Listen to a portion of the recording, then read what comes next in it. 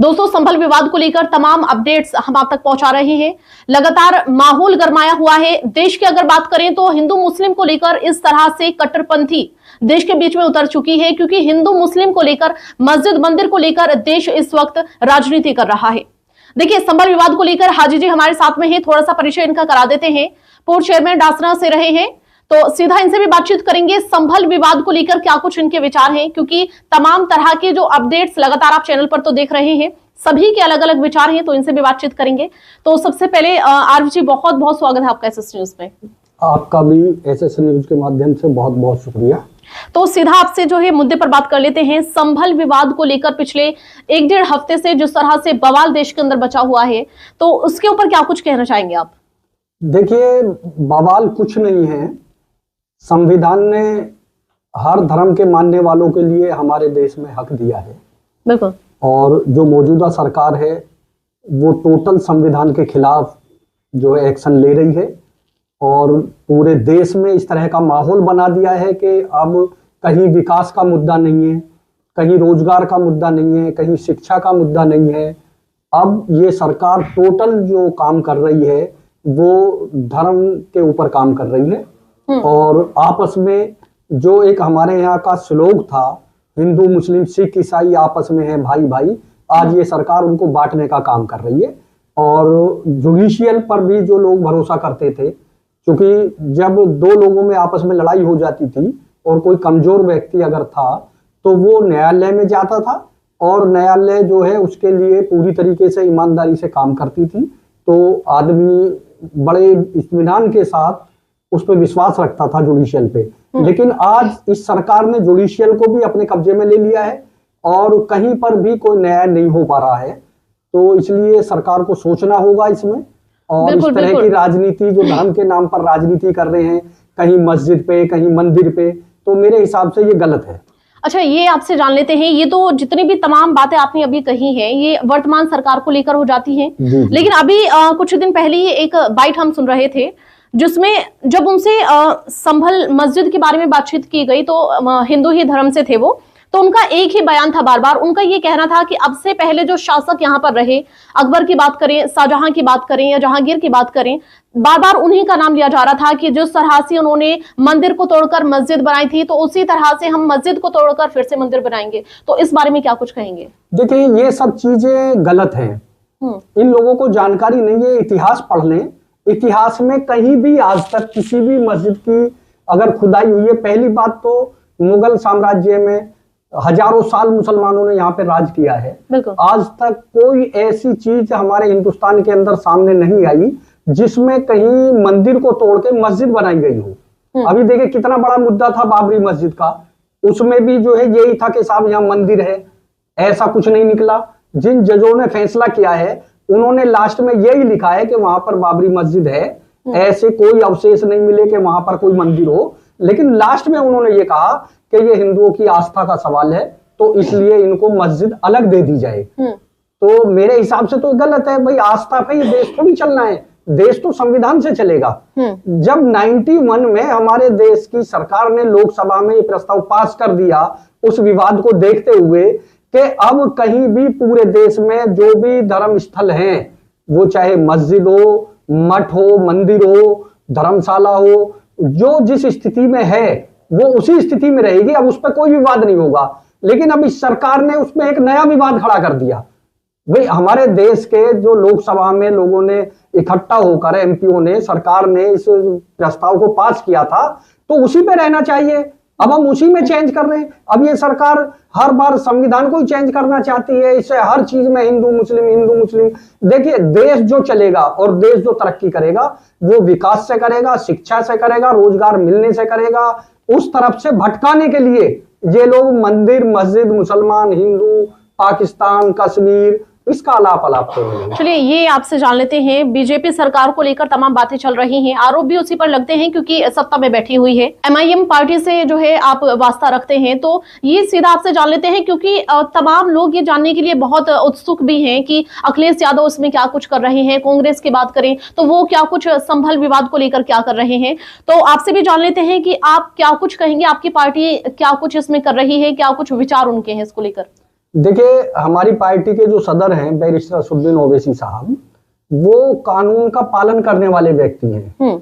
उनको दिखावा नहीं करना है। जिस तरीके से अखिलेश जी दिखावा कर रहे हैं, राहुल जी दिखावा, अब ज्यादातर नेताओं ने ये काम कर लिया है कि एक ऐलान कर दिया कि हम संभल जा रहे हैं। ठीक है, क्योंकि उत्तर प्रदेश सरकार ने पहले 30 तारीख तक रोक लगा रखी थी संभल में विपक्षियों को जाने के लिए, अब 10 तारीख तक रोक लगा दी है।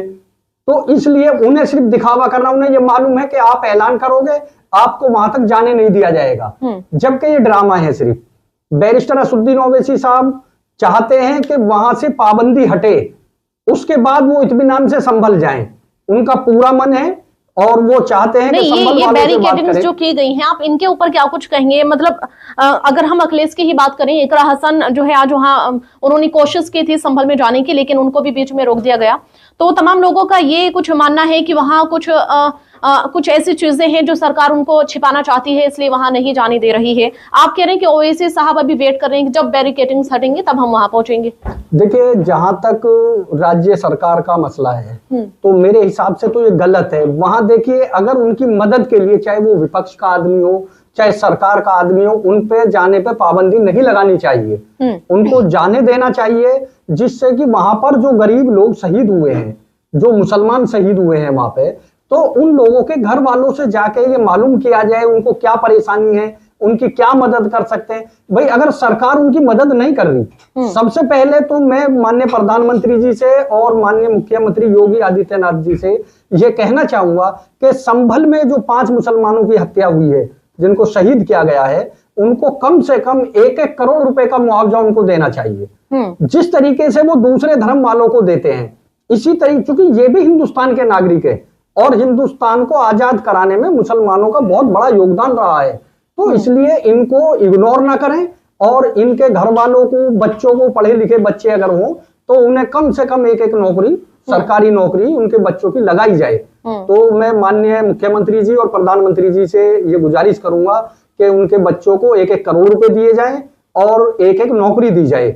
और इसी तरीके से मैं अखिलेश जी से ये कहूंगा कि अखिलेश जी, जिस तरीके से बहराइच में गोपाल मिश्रा के लिए मांग करी थी उन्होंने कि गोपाल मिश्रा को 50 लाख रुपए दिए जाएं, इसी तरीके से, चूंकि मुसलमान भी आपको वोट देता है, आप मुसलमान का नाम लेते हुए डरते हैं, आप बेझिझक हो गए कहीं पे कोई धरना प्रदर्शन कीजिए, कहीं पे मांग कीजिए।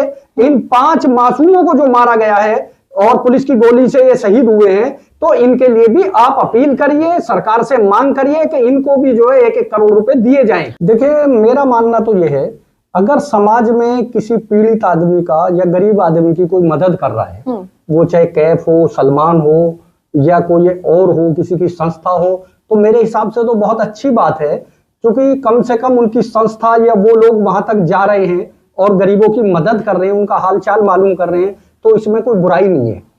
और मैं तो ये चाहता हूं कि समाज के ज्यादा से ज्यादा लोग अगर पीड़ित लोगों का और जिन लोगों पर जुल्म हुआ है उनका साथ देने लगे तो ये दिक्कतें नहीं आएंगी। कैफ बहुत कम उम्र का लड़का है, मैं उसके जज्बात को सलाम करता हूं और हमें ऐसे बच्चों का हौसला अफजाई करना चाहिए। अगर हम लोग इन बच्चों का हौसला अफजाई नहीं करेंगे तो इनकी हिम्मत कैसे बनेगी। तो मैं तो उस बच्चे को जो है काफी चाहता हूं कि वो बच्चा आगे बढ़े और इसी तरह की मदद करे। देखिए, अगर हमारे बच्चों से कोई छोटी मोटी गलतियां हो जाती हैं तो उसको इग्नोर करना चाहिए। मैं मानता हूं कि अगर मान लो कहीं कोई छोटी मोटी गलती हो गई, उसका नतीजा ये नहीं है कि हम उसकी वीडियो वायरल करें, जगह जगह मुकदमे लिखवाएं या तरह तरह के उस पर हम तंज कसें, तो मेरे हिसाब से ये गलत है। उस बच्चे का हौसला अफजाई करना चाहिए और हम ऐसे बच्चों को सलाम करते हैं, वो चाहे किसी भी धर्म के हों, किसी गांव के हों, हमारा इससे कोई मतलब नहीं है। वो हैं सब हिंदुस्तानी है, हमारे भाई हैं, तो ऐसे बच्चों की हौसला अफजाई करनी चाहिए। अच्छा, इस बारे में आपसे बातचीत कर लेते हैं। अभी ज्ञानवापी की अगर हम बात करें, बाबरी मस्जिद की बात करें और अब संभल की जो शाही मस्जिद है ये विवादों में आ जाती है, तो आपको क्या लगता है ये जो भारत देश है क्या इसी तरह से मंदिर मस्जिद को लेकर आगे बढ़ता रहेगा या कुछ इसमें शांति का माहौल बनने वाला है? देखिए, हम केंद्र सरकार से और राज्य सरकार से इसमें विशेष तौर से ये गुजारिश करते हैं कि आप लोग राजनीति करो। आज तक देश में जो राजनीति हुई है वो हिंदू मुसलमान की, मंदिर मस्जिद की नहीं हुई। आप शिक्षा की राजनीति करिए। आप लोग जितना पैसा इन सब चीजों में खर्च कर रहे हैं, मैं कहता हूं प्रधानमंत्री जी से कि आप देश की शिक्षा को फ्री करिए। देखिए, संभल विवाद को लेकर लगातार बयान जिस तरह से हमारे सामने है, डेली का अपडेट्स हमारे सामने आ जाता है। और देखिए, जो हाजी जी चेयरमैन हमारे साथ में यहाँ मौजूद थे, इन्होंने क्या कुछ कहा है वो भी आपने सुना है। लेकिन देखने वाला वक्त ये होगा कि क्या इसी तरह से देश के अंदर हिंदू मुस्लिम होती रहेगी, देश के अंदर मंदिर मस्जिद को लेकर आपस में ही इस तरह से लड़ते रहेंगे, क्या कुछ होने वाला है, क्या सरकार बदलेगी, क्या सरकार के मंसूबे बदलेंगे, क्या सरकार अपने कुछ विचार बदलेगी, तमाम चीजें देखने वाली होंगी। फिलहाल इतना ही, देखते रहिए एसएस न्यूज।